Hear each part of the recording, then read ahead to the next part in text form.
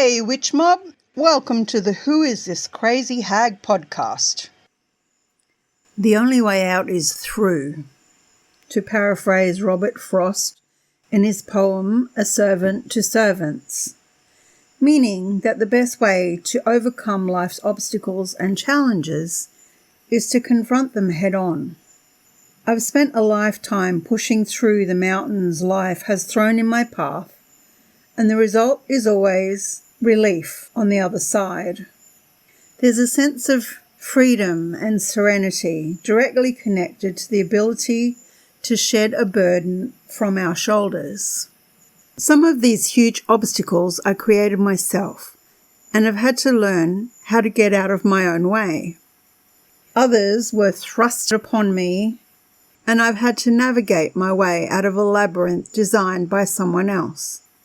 This story is about being in the wrong place at the wrong time and having to push through to save myself.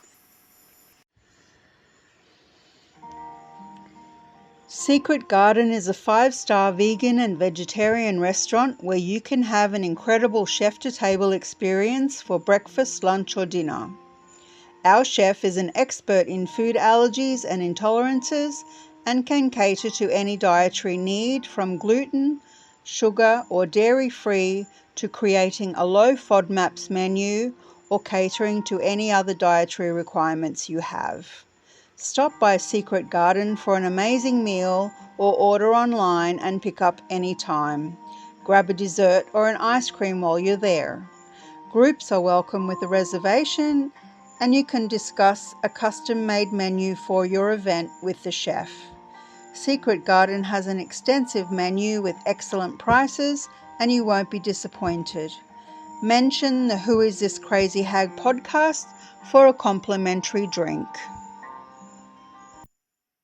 This story takes place in Thailand, and it's called Joint Journey. It all started on the southern New South Wales coast when my friends Tom and Marcus threw a last-minute farewell party the night before I returned to Southeast Asia to continue my travels around the world. They knew I wouldn't be back for a while and insisted I go out with a bang. It didn't take long to get a group of people together. Friends gathered, music blared, girls danced, boys got wasted, tears were shed, goodbyes were said. Everyone had a good time. The sun shot its first fingers of light over the beach as the remaining upright bodies rolled spliffs and shared them for a wake-and-bake breakfast as a last blast before my departure. It was a memorable last day on Australia's golden shores. As a parting gesture, Marcus had rolled a few joints as a gift. When he arrived at the party the previous night, he had tucked them into my jacket pocket and said it was the best goodbye present he could think of. Immediately, we lit a couple and shared them around. As we rocked the night away, my mind focused on staying straight enough to get to the airport, while I mentally went over the details, making sure nothing had been forgotten, as I was to leave first thing in the morning. The one thing I did forget about was the contents of my loaded pocket. Little did I know the karmic consequences of this lapse. In the early hours, I waited for the train to come and whisk me away to the city and floated along the pristine coastline into Sydney, high on a heady combination of life, adventure, and the exciting prospect of heading back to Asia. Before too long, with customs and immigration cleared, I boarded the plane to Bangkok and promptly went to sleep.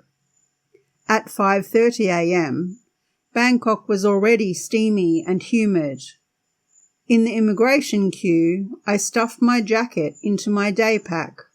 Once again, I whizzed through customs and immigration and quickly jumped on a city bus heading toward the Victory Monument and good old reliable Khao San Road. There, I checked into a shared room in a cheap Fleabag hotel and crashed on a hard mattress underneath a lethargically whirring fan. The sticky air barely stirred. My new roommate woke me when she arrived a few hours later, and, after introductions, we decided to go out for breakfast. First, I needed to wash up and change.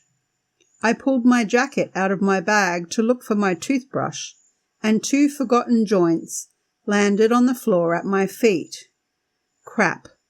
I accidentally imported 2 large spliffs into Thailand. It wasn't exactly drug trafficking, but oops. Usually, people try to smuggle drugs out of the country. In my hazy memory of the all-night farewell party, the wake and bake after party, and the sunrise train ride to Sydney Airport, I thought we smoked them all.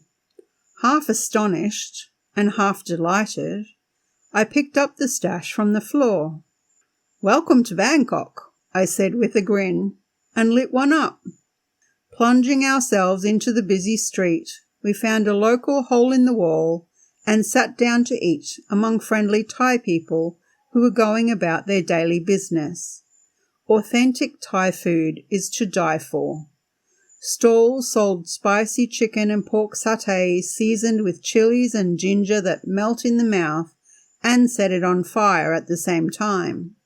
A vast selection of seafood, at times completely unidentifiable, but tasty all the same, was sold at street stalls all around the city. Every imaginable fruit and some totally inconceivable varieties were sold from carts on street corners. I bought bags of rambutans, a dragon fruit, and some salak. Salak is a strange fruit. It has like a snake skin outside and then a hard, crunchy inside that kind of tastes like a mix between an apple and a hazelnut. It's really good.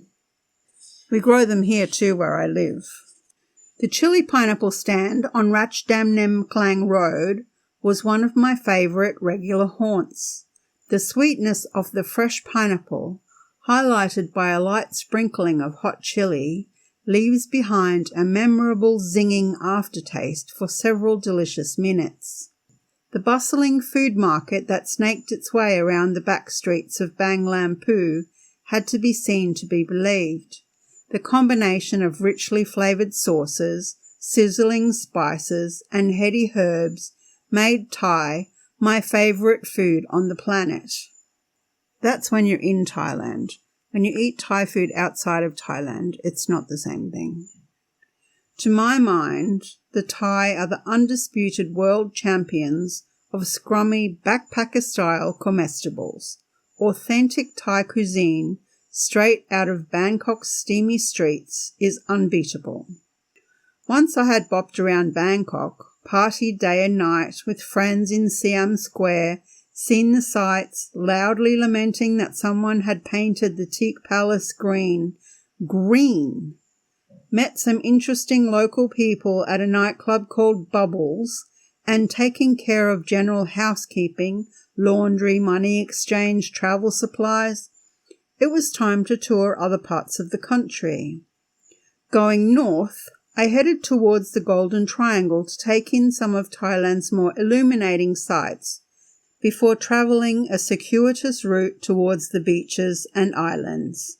Unlike Bangkok, the roads were amazingly free of random livestock, heaving humanity, and rotting garbage. In Chiang Mai, I rented a motorbike and whizzed around the countryside.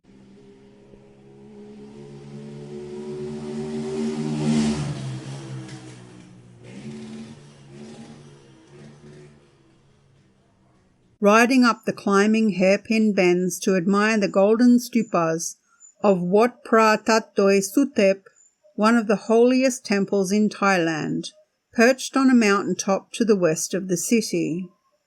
After climbing over 300 steps up to the gates of the temple, I explored the pagodas and shrines and checked out the views of the countryside from the courtyards, including the ugly urban sprawl of Chiang Mai spread out far below. Driving myself around Thailand was a pleasant experience. Travelling on a motorbike was liberating. I enjoyed the freedom of going wherever the road took me.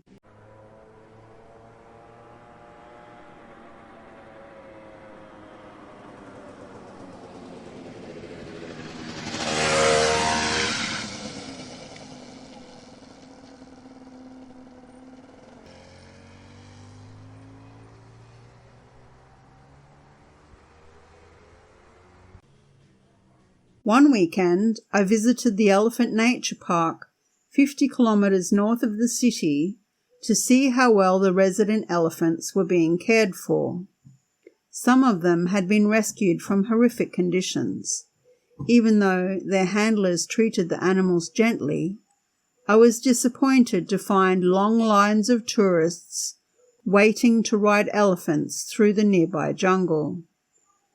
20 years ago, it was a tough situation. The park needed money to operate. It's not cheap to care for elephants. And the rides generated regular income and also created an awareness of the need for alternative funding. The following week, I explored the fascinating Hill Tribe Museum before embarking on a 3-day trek through several Hill Tribe villages where I was taught about the ancient art of opium smoking, given a taste of betel nut, and shown how to grind locally grown spices in a large rounded rock bowl. It was like this massive mortar and pestle made out of this naturally shaped rock.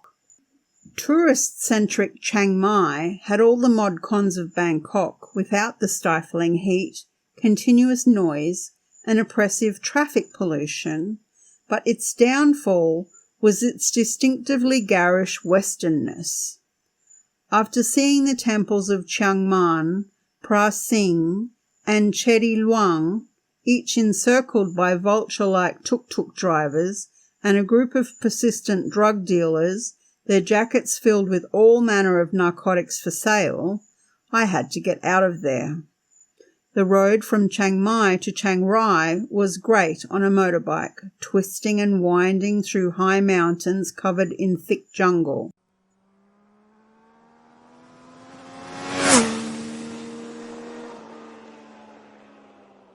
Just after Wiang Papao, a dirt parking area housing a dense collection of food and trinket stalls indicated the entrance to a hot spring.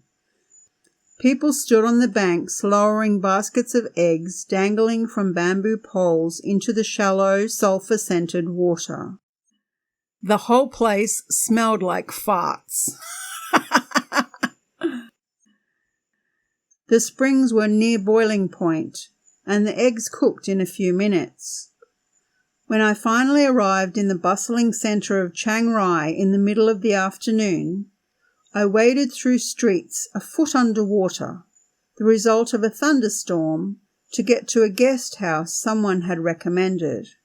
I quickly settled into the comfortable lodgings, chilling in a hammock on the balcony.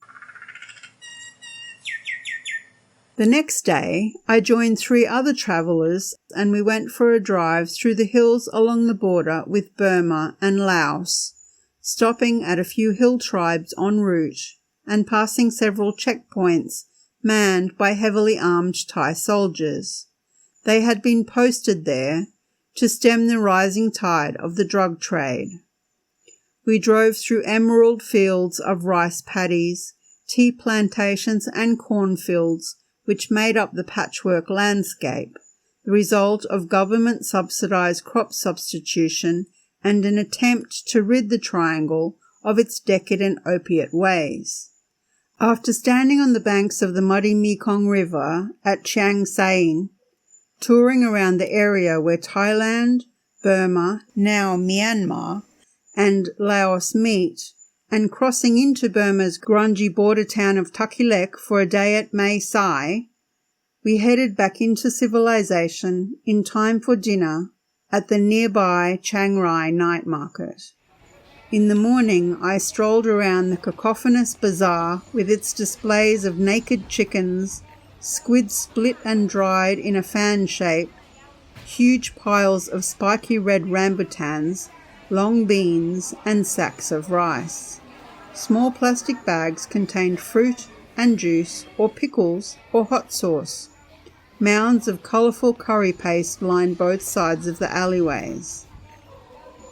This far from the sea, fresh fish came from the rivers or rice paddy canals. My most interesting find was a tiny stall manned by a wizened grandmother selling small boxes filled with opium.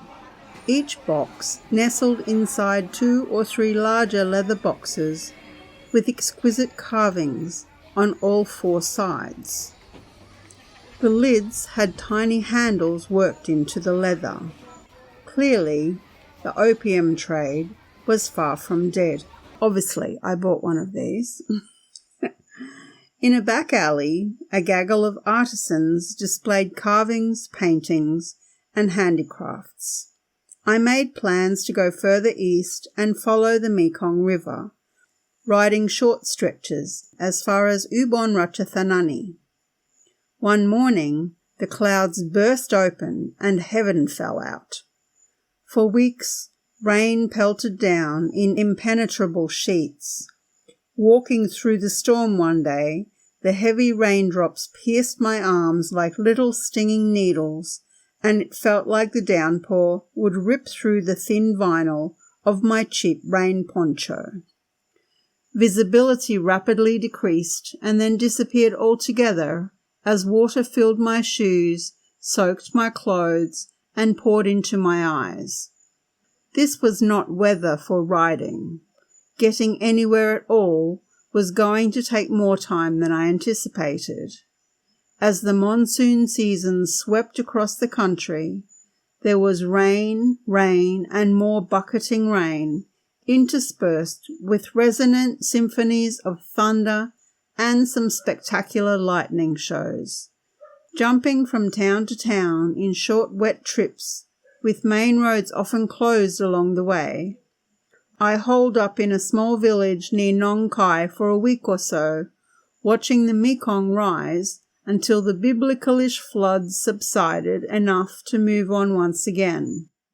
There wasn't much to do in the mud and rain in 100% humidity, and putrid living organisms were making a permanent home in my perpetually moist armpits. Instead of charging around the country as planned, I read a ton of books, took a lot of cold showers, and gazed wistfully out many rain-splashed windows. All too quickly, my 30-day visa was about to expire, and it was time to leave the country.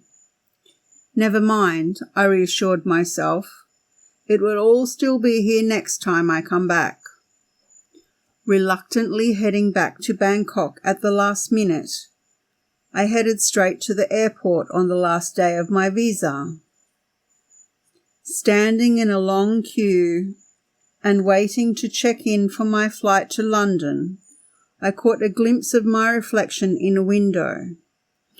Far removed from the tidy Australian who had arrived a month earlier, I looked remarkably like the wild man of Borneo's even wilder wife. Chuckling to myself and already daydreaming of my imminent return to Thailand, I was astonished when a Thai official and 2 armed guards came and roughly pulled me out of the queue.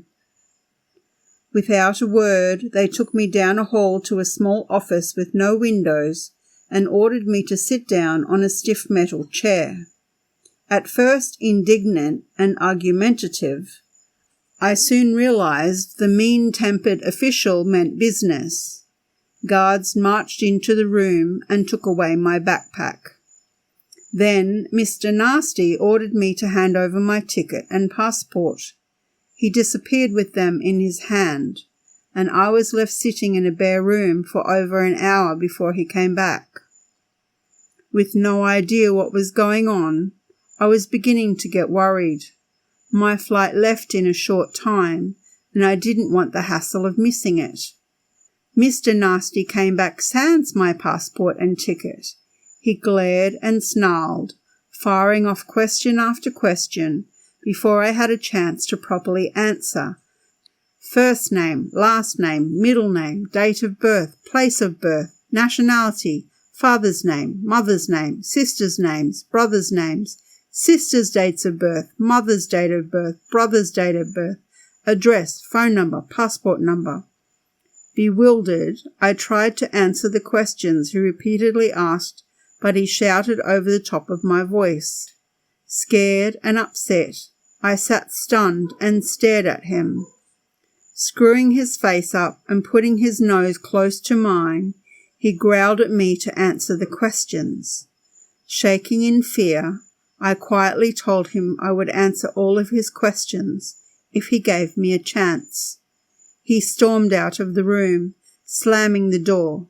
I still didn't know what was happening, and my flight to London had long since departed. An hour or so later, another uniformed man came back into the room. Mr. Nosy. He asked all the same questions more quietly. I answered each question and then tried to ask what was going on. He snapped at me to shut up and then asked all the same questions over and over again. Shaking his head, he left the room. A while later, another man came and asked the same questions again. Mr. Mean had a few new ones as well: address in London, occupation, social security number, bank account number. I didn't have a social security number, and I didn't store my bank account number in my sieve-like memory. I figured it was probably my tax number that they wanted, but I didn't know that off the top of my head either. He told me to show him all my other identification. From the zipped bag underneath my shirt, I pulled out my Australian driver's licence, Medicare card, a library card, and my credit cards. All my documents confirmed that I was the one and only Ronnie Askew-Doran on planet Earth. He still didn't seem satisfied. Willing to do whatever it took to get out of there, I told him my birth certificate was in my backpack and where to find it. Mr. Mean left the room to search through my backpack and find the birth certificate. I still didn't understand why I needed to prove who I was. What were they doing? Why was I here? Mr. Nasty came back and asked where the drugs were. What drugs? I wasn't carrying any drugs, at least not this time, and the last time was an accident. I briefly wondered if they had somehow learned about the 2 joints I brought into Thailand. It didn't seem possible. I even gave away the tiny piece of opium I had to another tourist before I arrived in Bangkok. What were they talking about? For a split second, I wondered in horror if someone had put something inside my backpack. That didn't seem likely. My bag hadn't been out of my sight for over a week. Frustrated, I was hampering his efforts to fight the drug war. Mr. Nasty screamed unintelligibly at me in Thai and halting English for almost half an hour. They thought I was smuggling drugs. Not just a little spliff, but bags and bags of high-grade heroin. The concept was so ridiculous, I laughed out loud. Mr. Nasty went ballistic and stormed out again. One of the guards pointed his gun at my head. In a while, Mr. Nosy came back with my birth certificate in his hand and asked all the same questions over and over again. This game was exhausting. My flight had gone. I didn't know how I was going to get to London. My Thai visa had run out. I needed to sleep. The whole charade seemed like a bad prank. After answering his tirade of questions, I assured him I had no drugs and also told him I was hungry and thirsty and needed the toilet. Mr. Nosy wasn't interested in what I wanted until I threatened to squat and pee on the floor right in front of him. Conceding, he let me go to the toilet with 2 unfriendly armed guards waiting outside the open door of the stall. He also had someone bring me a bottle of lukewarm water to drink. After I used it, the toilet stall was thoroughly searched, and then they decided to strip search me. Clearly, they hadn't found any drugs in my luggage. They must have assumed I had either inserted or swallowed them. A stocky female guard ordered me to take off all my clothes and then subjected me to a humiliating body search. Of course, she came up with nothing. After being detained for over 7 hours, abused and threatened, invaded and offended every possible way, a different official came into the room with my passport and ticket in his hand. He was smiling. "How are you doing?" he asked casually. How did he think I was doing after endless interrogation and a needless strip search? My shredded backpack followed him into the room in the arms of a guard. Another guard stood nearby with a plastic bag stuffed with the contents of my backpack. "I apologize for any inconvenience that has been caused," he stated. "Your detention is a case of mistaken identity."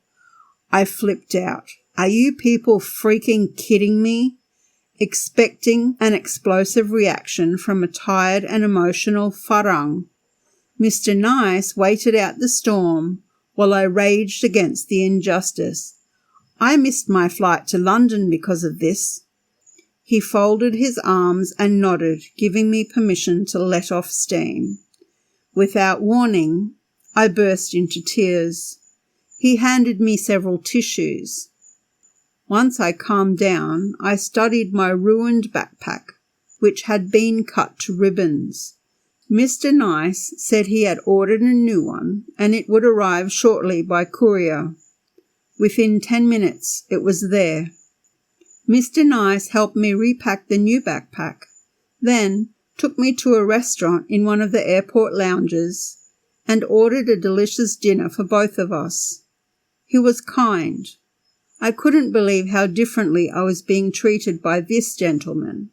Who were these people? Over dinner, he confessed I had a striking resemblance to a known drug smuggler who had been eluding them. They were tipped off that she was in Thailand. Mr. Nasty had busted his balls to catch her for ages. Drug smuggler or not, I felt a twinge of pity for her if he ever did. After dinner, Mr. Nice walked me to the departure lounge and waited with me, chatting and telling funny stories until I boarded the next flight to London. He never told me that he had me upgraded to first class. Hey there, love bugs! Welcome to the jungle! I'm Nancy Miarelli, your guide to the ecological and entomological, i.e. bug, wonders of Ecuador. With my master's in entomology and a passion for ecology and conservation, I'm here to take you on an unforgettable adventure through the mega diverse forests and more lush than you may have expected mountainsides of Ecuador. This year, I'm excited to offer 2 unique science-focused tours. Join me for a nature journaling course where we'll sit in the grass, sketch, observe, and reflect on all the creatures and plants that we discovered. Or dive deep into evolutionary theory on my evolution tour, where you'll see what you learned in a book that one time growing on the side of a tree. Ready to embark on a journey of discovery? Visit www.scibugs.info, that is Scibugs, SCIBUGS, to learn more or find me, Scibugs, everywhere on the internet. Let's explore Ecuador and all it has to offer together.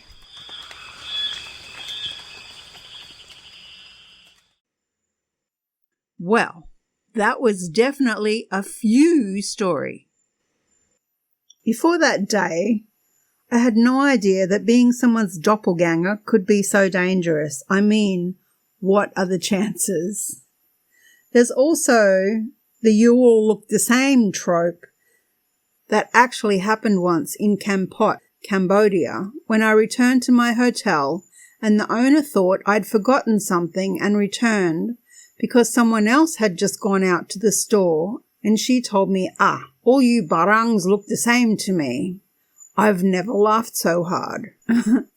However, being mistaken for a drug trafficker in Thailand wasn't funny at all and could have landed me a prolonged stay in the famous Bangkok Hilton. If they had broken me down despite the lack of evidence anywhere on me or in my luggage, it could have gone really badly, especially since that one cop really wanted to lock me up.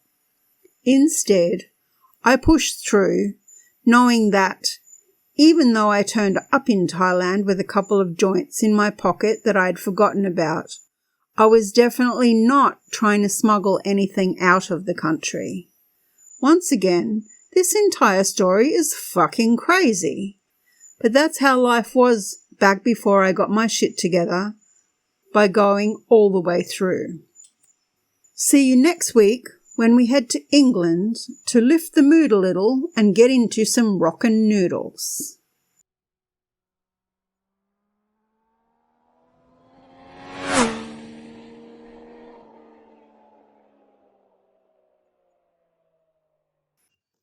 Do you have any crazy travel stories? What's the most insane thing that happened to you while you were on the road? If you'd like to share, send an MP3 recording of your story or write it into an email and send it to thewitchmob@gmail.com, and it could feature in a future episode. The Who Is This CrazyHag podcast is created, written, read, produced, edited, mixed and published by BooksByRoni. If you'd like to grab a copy of Few Are Oo Travel Tales I Never Told Mom, find the paperback on Amazon or email thewitchpod@gmail.com to get an ebook. Also, let us know via email or on Blue Sky @thewitchpod if you're reading in a book club or a group of friends so we can give you a shout out. Don't forget to tell us where you are in the world. You can visit The Witch Pod on Spotify, YouTube, Amazon Music and Castbox, and also Substack and Patreon. See you next week. Bye!